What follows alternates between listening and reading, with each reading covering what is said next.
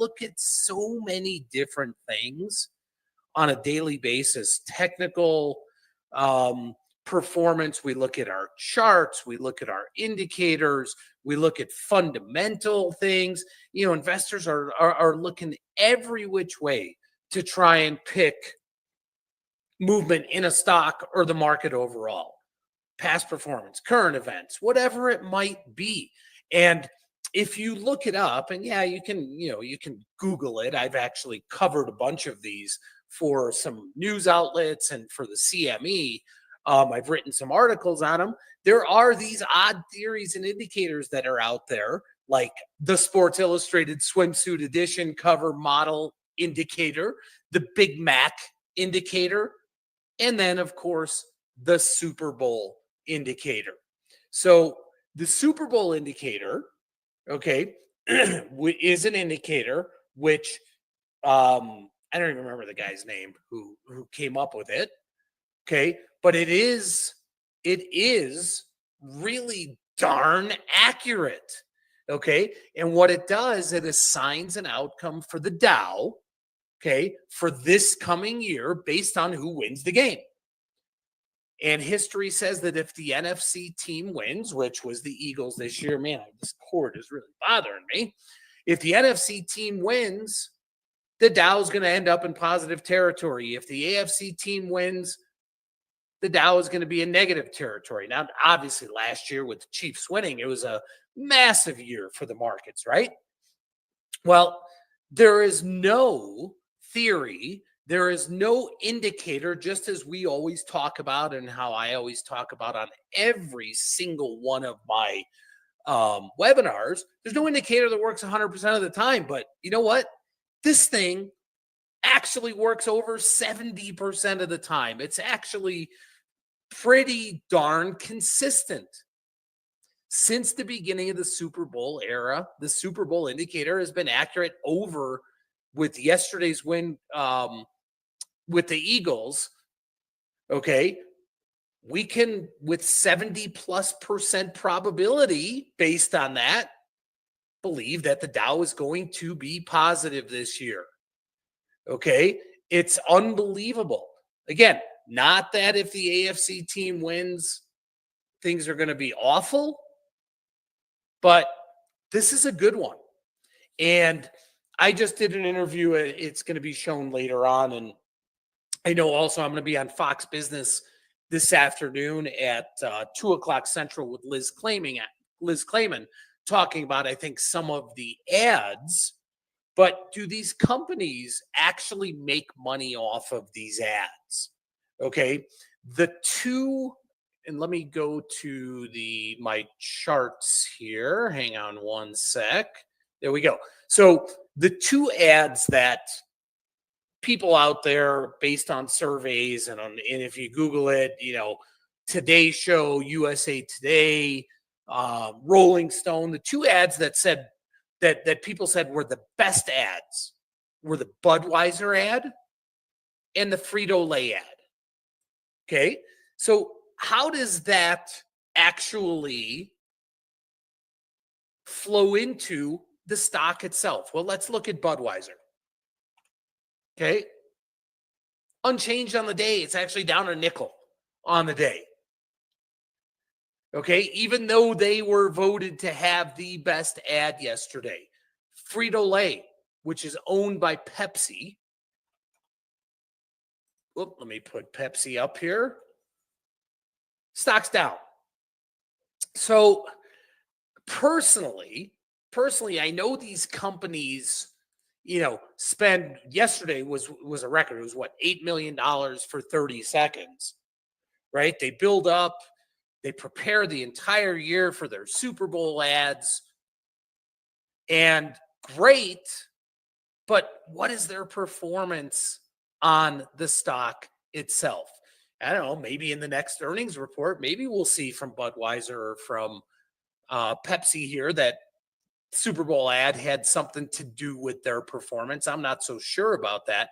So in the interview that I had this morning, which is going to be aired later on, I said, great, it's fun to watch them and you can rank them and blah, blah, blah. But I'm not going to make a trade based on what the commercial was, what the ad was. In fact, if I look at Pepsi here, I want to be a seller of Pepsi. If this thing hit back, up here towards the red line, the 50-day moving average, I want to short Pepsi. And the same thing with Budweiser.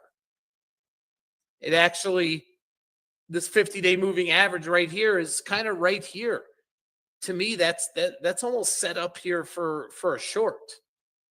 Okay, but it's fun to watch. It's fun to think about the game itself and the consequences that the game might have on the market. How many of you were rooting for the Eagles last night? And yeah, okay, fine. I showed my hand a little early here. That's fine, everybody. You got me. Yeah, the word of the day today is Eagles. Go ahead. Go put it up there. We'll get it up there. And we got our new shipment of Market Minds swag. So everybody that is owed swag from the last couple weeks that was waiting on the new ones, we got it. And you'll get it. The winner today will get the new swag as well. Okay, let's look at a couple stocks that I am focused in on today. Okay, Super Bowl's over, fun stuff, good stuff. The market actually was down a little bit when we opened up yesterday evening, Sunday evening. And then I'm sure this had absolutely nothing to do with the game, in my opinion, the domination. But then, things started picking up again. And here we are right now. S&Ps are up about 40 points. So we're almost back to the point of everything that we had given back on Friday. I actually had an interview this morning. I'm not sure how many of you tuned in to Schwab Network. I had an interview this morning where I talked about 3 stocks, IBM, AMAT, and Futu, which I'll go through here in a moment. But then, in the interview, the anchor, Nicole Petalides, also said, what do you make of this market? Right. And I said, well, Nicole, if you're a trader, you got to love this market.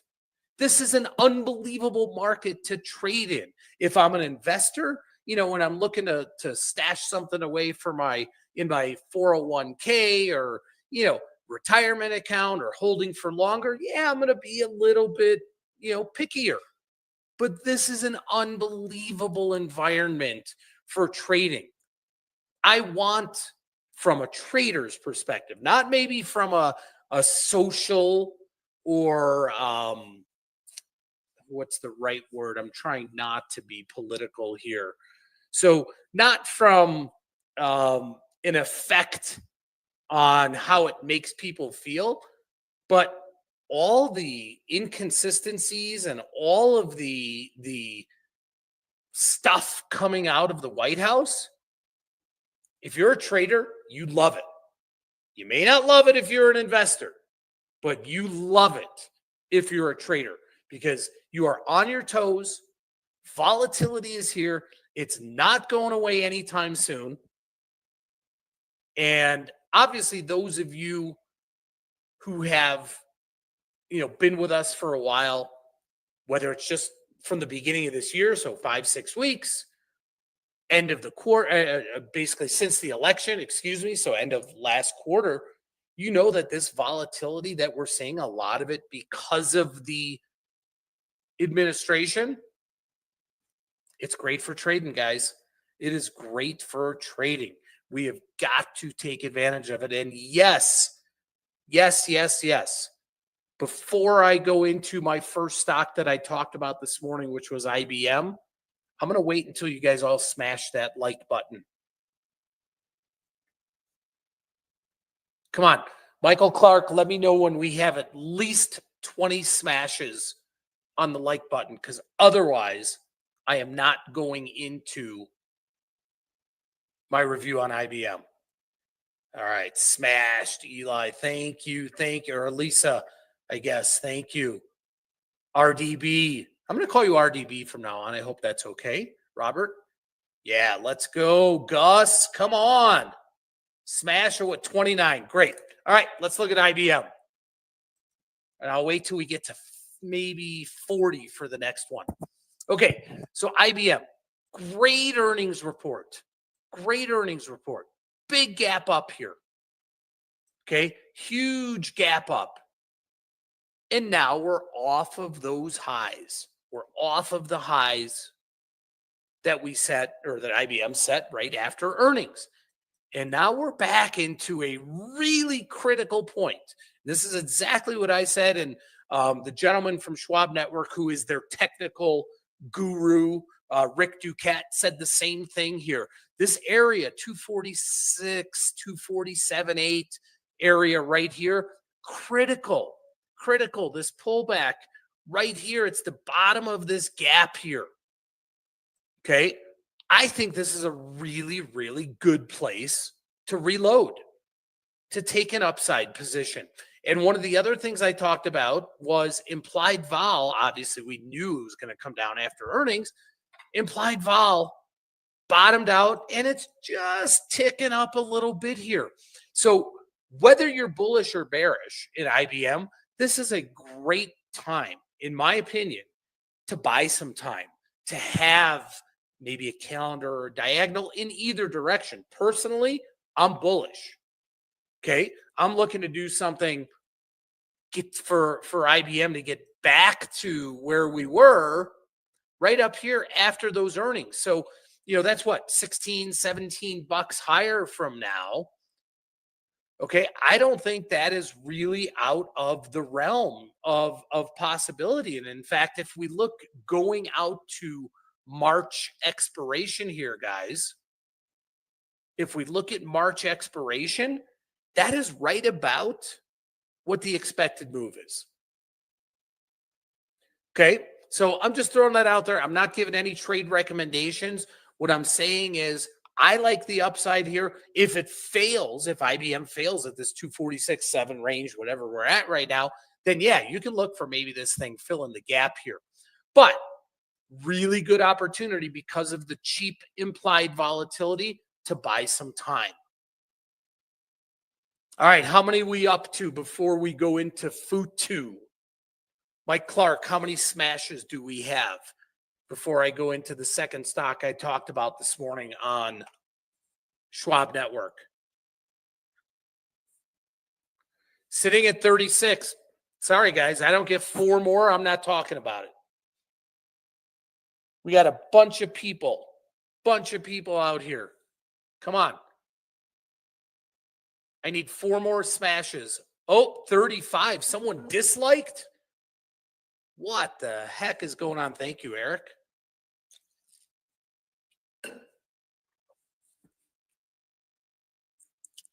$39. Come on. Someone. Oh, Jerry, did you make 40? Did that make 40? I'm hoping we could talk about FU2.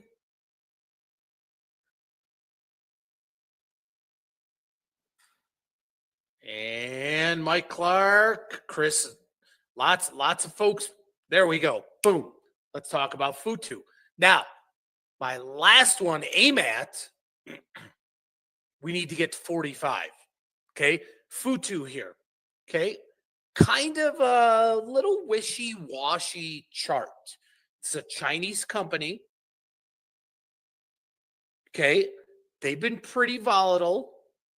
The 200-day moving average, which you can see here, was obviously really, really massive support. Okay. And the Chinese stocks have started to make a comeback.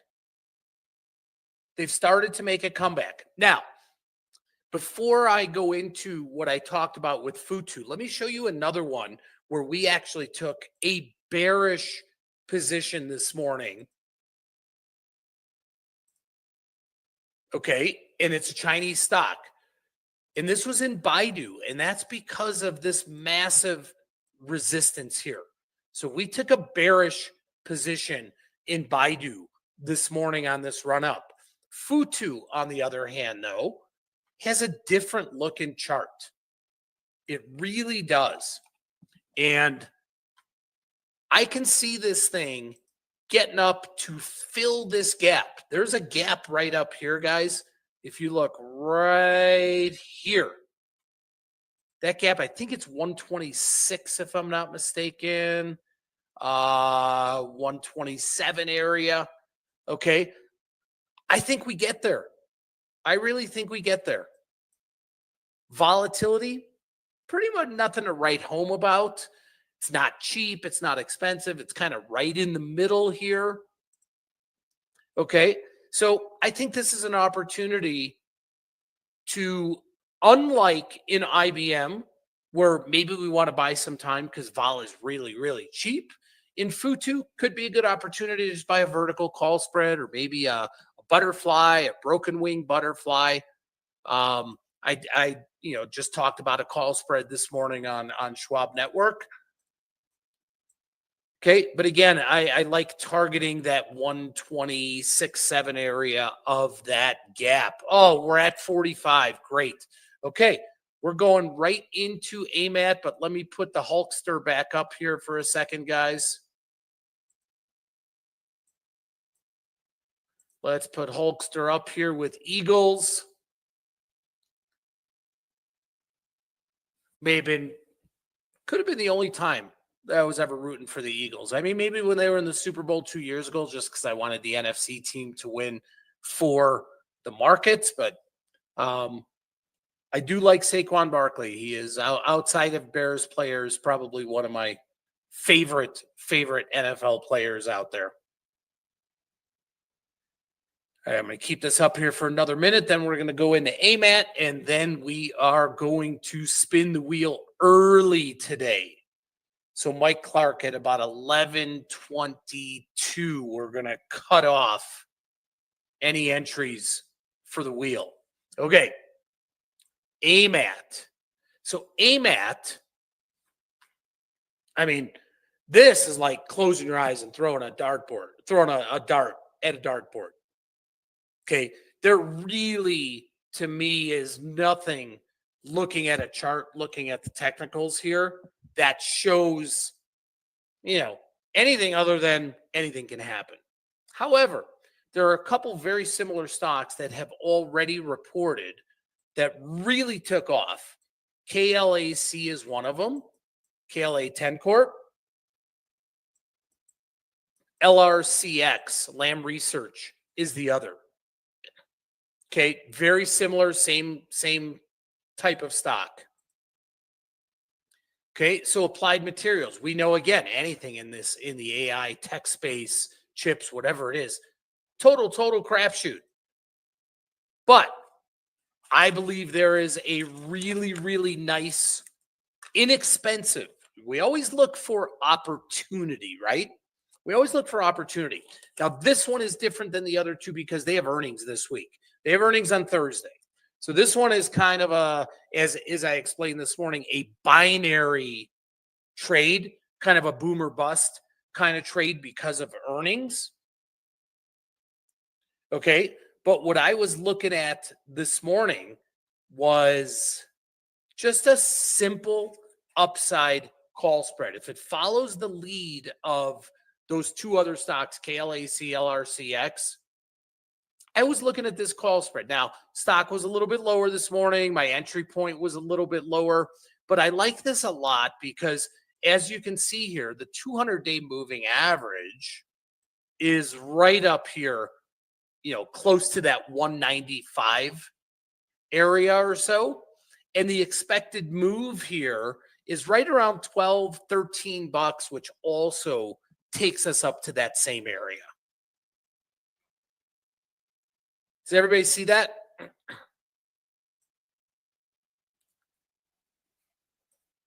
Okay. Great. Mike Clark, do we have a closed wheel?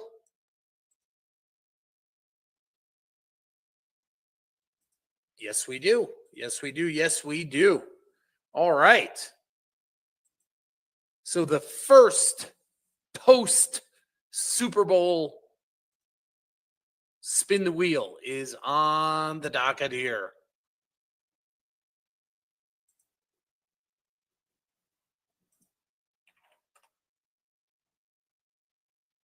And there it is. Okay, wonderful. All right. Decent wheel today. Not breaking any records, but a decent wheel today. Everybody see it here?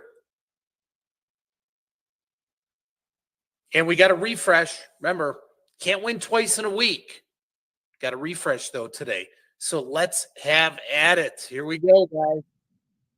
Here we go. Today's winner, Stephen Waldorf or Thomas Swift. Who's it going to be? It's right there. Oh, are you in the house, Thomas Swift? Are you in the house?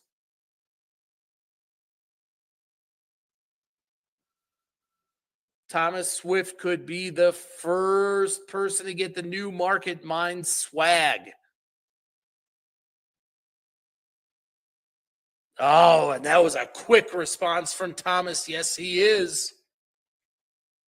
There we go, Thomas. You know the rules.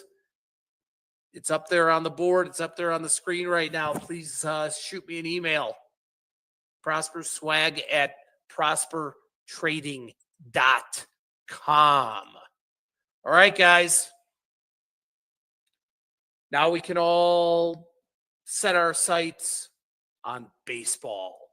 Football is officially over. Nothing to worry about, nothing to think about until the draft, which I think is in April. Pitchers and catchers reported today, at least they did for the Cubs. Let's go Cubbies. You know what? I'm letting it out there right now. Tomorrow's word of the day is going to be Cubbies. I'm letting it out. I am so excited for this season. All right. Everybody, yeah, we do have March Madness coming up too. That we will have a lot of fun here during March Madness. That is for sure. We will bring out some fun things to do. Let's play to Bob. Actually, yeah, Ernie Banks' birthday. I know he's not with us anymore. He passed away a few years ago. Ernie Banks' birthday, I believe, was 2 days ago, if I'm not mistaken. Steve, there probably are hockey fans, but I like the Blackhawks because of Chicago. And yeah, I was definitely a bandwagoner back in, when we won 3 in the mid 2000, what was it, 12 to 16, 11 to 16 range. All right, everybody, have a wonderful, wonderful day, and we will see you tomorrow. Adios.